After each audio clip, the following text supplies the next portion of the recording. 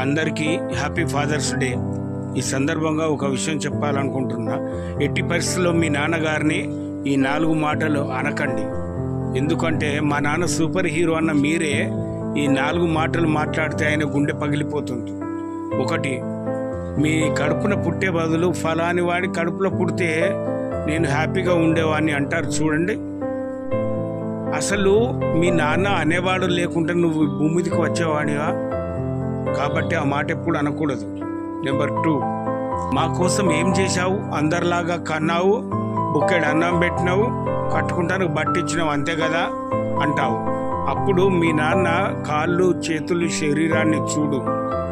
మీకోసం కష్టించి చెమట కార్చి మరి ఆ శరీరము ఎంత కృషించిపోయిందో నీకు అర్థమవుతుంది. నెంబర్ 3, నీ ఏ పని చేసినా వద్దు నో అని అంటావు. అంటే నేను బాగుపడటం నీకు ఇష్టం లేదని మీ నాన్న నిలదీస్తుంటావు చూడు.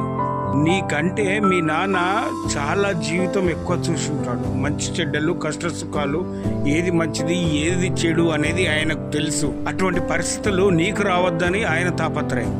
నెంబర్ 4, ఏమి అడిగినా డబ్బులు లేవు అంటావు. మా కోసం కాకుండా ఎవరి కోసం సంపాదిస్తున్నావు?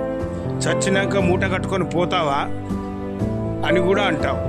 జీవితంలో ఏది ఆశించకుండా తన కష్టార్జితాన్ని, తన సంపాదనంతా తన కుటుంబము, భార్య, పిల్లల కోసం వెచ్చించి తను ఒక అనామకుడిగా మిగిలిపోయే నాన్న గురించి అనాల్సిన మాటలేనా మిత్రమైవి?